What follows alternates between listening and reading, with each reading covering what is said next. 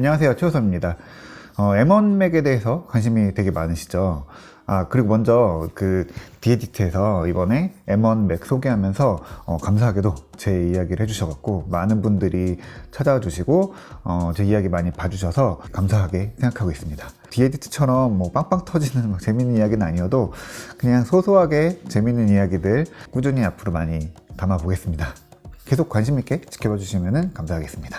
자, 그래서 일단 오늘도 M1 맥 이야기를 하려고 합니다. 제가 M1 맥 이야기를 한참 하다가 조금 끊어졌는데, 저도 사실 그때 테스트로 빌렸던 제품 이제 반납하고 나서 저도 뭐 현실적으로 어떤 걸 살까 좀 고민을 했었거든요. 사실 이 M1 맥 리뷰는 뭐 한두 번, 뭐 하루 이틀에서 끝날 건 아니고, 이거는 사실은 세대를 전환하는 거기 때문에 조금 시간이 필요하고 여러 가지 이야기를 좀 깊이 다뤄야 될 것 같아서요.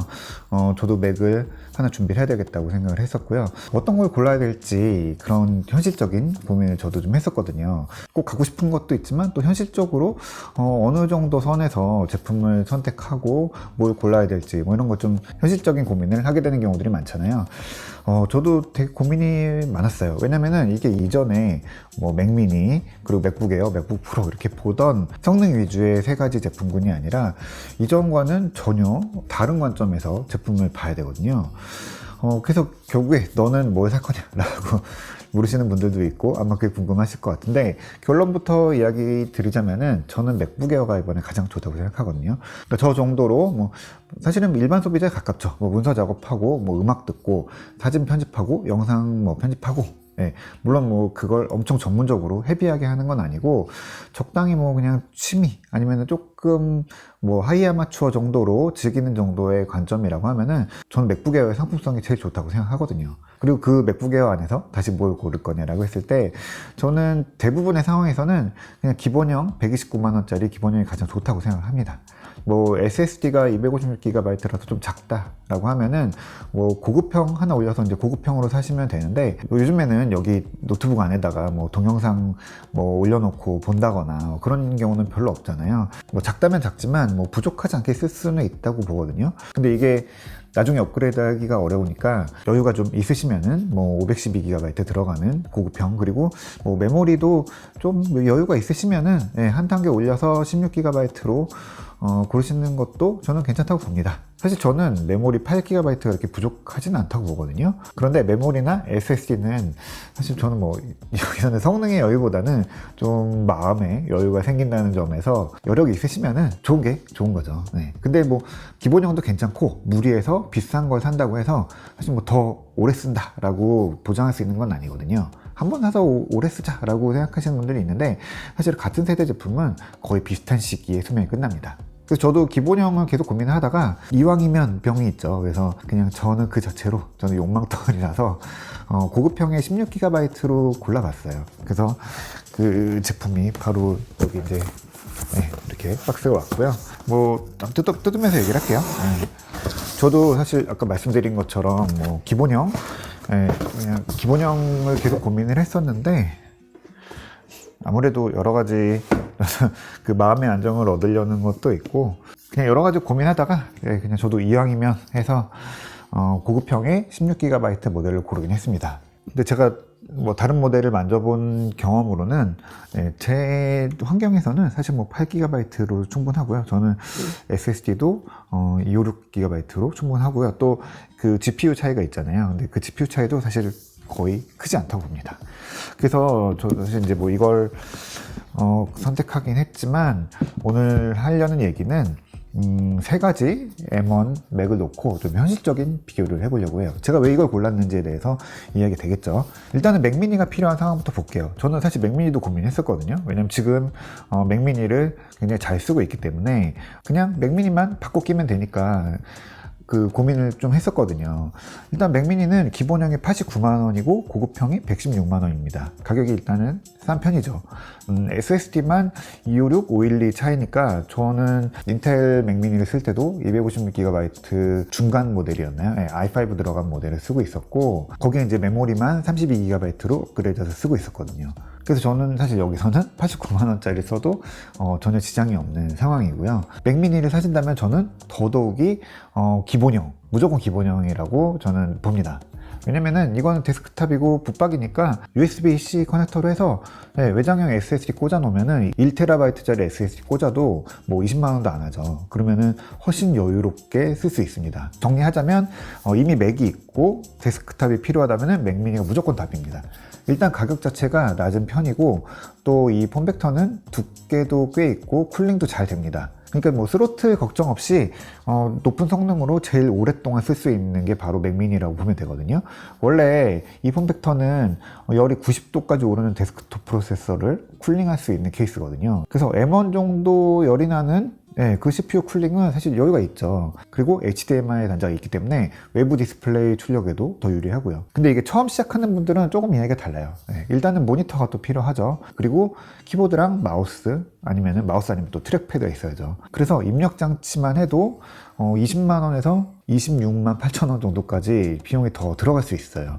조금 비싼 편이죠. 어쨌든 맥은 역시 또 트랙패드를 써야 되니까 89만원에 26만 8천원을 더하면은 115만 8천원이 되거든요. 그런데 맥북 에어가 129만원부터 시작하니까 여러 가지로 그냥 범용적으로 더 나을 수 있겠죠. 물론 뭐 맥북 에어 기본형이 GPU 코어가 하나 빠져서 7개 GPU 코어가 들어가는데 이건 사실 뭐 엄청난 성능 차이는 아니에요. 약간의 차이는 있지만 뭐 일반 상황에서는 뭐 차이 없다고 보셔도 됩니다. 어쨌든 맥북 에어는 뭐 디스플레이도 있고 갖고 다닐 수도 있고 또 USB-C 통해서 필요할 때 모니터 연결할 수도 있으니까 맥을 처음 시작하시고 뭐 데스크탑이 꼭 필요한 게 아니라고 하면은 맥북 에어로 시작하는 게 저는 더 나을 수 있다고 보거든요. 물론 뭐 기존 맥미니 환경에서 그대로 업그레이드 하겠다고 하시면은 맥미니가 훨씬 낫고요. 맥북 프로는 조금 고민이 돼요. 맥북 에어랑 프로의 차이는 디자인 빼고 스피커랑 마이크 그리고 터치바거든요. 이건 사실 써보기 전에는 별거 아니라고 느끼실 수 있어요. 뭐 굳이 프로 살 필요가 있나 라고 생각하시는 분들 많을 거거든요. 그리고 또 사실 맥북 에어의 스피커나 마이크도 나쁘진 않아요. 뭐 이 정도 크기 노트북에서는 뭐 거의 최고 수준이다 라고 할 수 있거든요. 근데 또 프로는 또 그만큼 좋은 부분이 있어요. 마이크도 정말 좋고 뭐 스피커도 확실히 좀 다릅니다. 그런데 저는 그 두 제품의 오디오에 대한 간극은 저는 에어팟으로 메우는 게 더 좋다고 보거든요. 그러니까 같은 값이면은 맥북 프로보다는 맥북 에어에 에어팟 아니면은 이 에어팟 프로를 더하면은 훨씬 더 실용적이라고 봅니다. 터치바는 좀 호불호가 갈리는 부분이긴 해요. 저는 맥북 프로 13인치 쓰고 있고 이 터치바를 굉장히 잘 쓰고 있습니다. 근데 이게 맥을 안 쓰셨던 분들이나 아니면은 기능키가 좀 많이 필요한 개발자분들한테는 이게 없는 게 더 나을 수도 있거든요. 저는 뭐 개인적으로 터치바 잘 쓰고 있어서 불편 이런 건 사실 없고요. 터치바가 없는 키보드를 쓰면은 자꾸 이렇게 키보드 아래를 내려다보게 되는 거예요. 너무 좋아, 난 이거 없으면 못 쓰겠어, 이런 건 아닌데 없으면 이상하고 조금 불편한 거죠. 그래서 터치바 없는 걸 쓰다 보면은 내가 터치바 그래도 많이 또 잘 쓰고 있구나 라는 생각이 드는 거예요. 근데 이건 또 필요한 건 필수품은 아니고 또 개인 차이기 때문에 뭐 스스로 경험해서 보고 판단하시면 될 것 같습니다.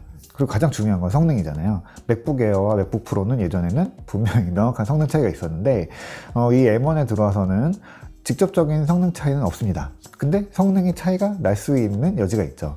이게 뭐냐면 스로틀 때문에 그래요. 기본적으로 두 모델은 같은 프로세서 쓰고 있고요. 뭐 클럭을 낮춘다거나 뭐 제한을 둔다거나 이런 거는 없어요. 근데 오랫동안 CPU를 또 GPU를 많이 쓰는 무거운 일을 걸어 놓으면은 결국은 이제 열이 올라가게 되고요. 그러면 맥북이 이 회로를 보호하기 위해서 클럭 속도를 낮추죠. 그러면 성능이 좀 떨어지게 되죠. 이 스로틀링이라고 하는 게 일어나는데 맥북 프로는 냉각팬 기반의 쿨링 시스템이 있죠. 그리고 맥북 에어는 방열판으로 냉각을 하죠. 그러니까 팬이 없는 팬리스입니다. 이게 예전 같으면 조금 예민한 문제일 수도 있어요.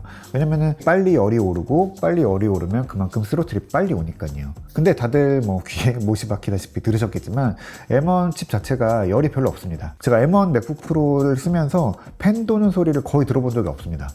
벤치마크 뭐 쉬지 않고 계속 돌리면은 뭐 팬이 돌긴 하는데 보통 그렇게까지 100%로 오랫동안 쓸 일은 제 환경에서는 없더라고요. 그리고 이 맥북 에어도 보면은 맥북 프로보다 스로틀이 빨리 온다라고 여러 이제 자료들이 있죠. 그래서 스로틀이 오면 성능이 좀 떨어지는데 스로틀 상태에서 성능이 그렇게 막 엄청나게 많이 빠지지 않습니다. 뭐 그래도 성능이 필요하면은 맥북 프로 사는 게 낫다고 하실 수는 있는데, 좀 일반적인 환경에서 보면은 좀 웃기는 일인데, 팬이 돌거나 스로틀링이 시작하기 전에 저는 모든 일이 다 끝나더라고요. 뭐 스로틀 한번 보겠다라고 하면은 목적으로 볼 수는 있겠지만 자연스럽게 쓰는 동안에는 그런 일이 없더라고요. 동영상 편집이 끝나고 이거 출력을 해도 웬만한 상황에서는 그냥 스로틀 일어나기 전에 그냥 금방 너무 빨리 끝나버리니까 이 스로틀 때문에 맥북 프로를 꼭 사야 되겠다라는 생각이 싹 사라지더라고요. 메모리는 아직도 뭐 여러 가지 얘기들이 많죠. 어쨌든 16GB, 8GB 너무 작다라는 건데, 이게 좀 재미있는 부분이,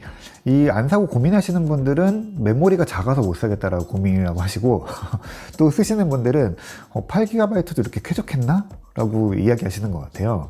저도 이 부분은 적어도 M1에서는 메모리 스트레스는 거의 없다는 쪽인데, 어쨌든 그래도 메모리가 많이 필요한 작업 하시는 분들, 뭐 메모리 다 올려놓고 작업하시는 분들이 있잖아요. 어쨌든 아직까지는 인텔 맥이 답일 거예요. 뭐 32GB, 64GB 이렇게 올려놓고 쓸 수 있는 인텔 맥이 훨씬 나을 거고요. 대부분의 상황에서는 그냥 기본으로 쓰셔도 저는 무리는 없다고 봅니다.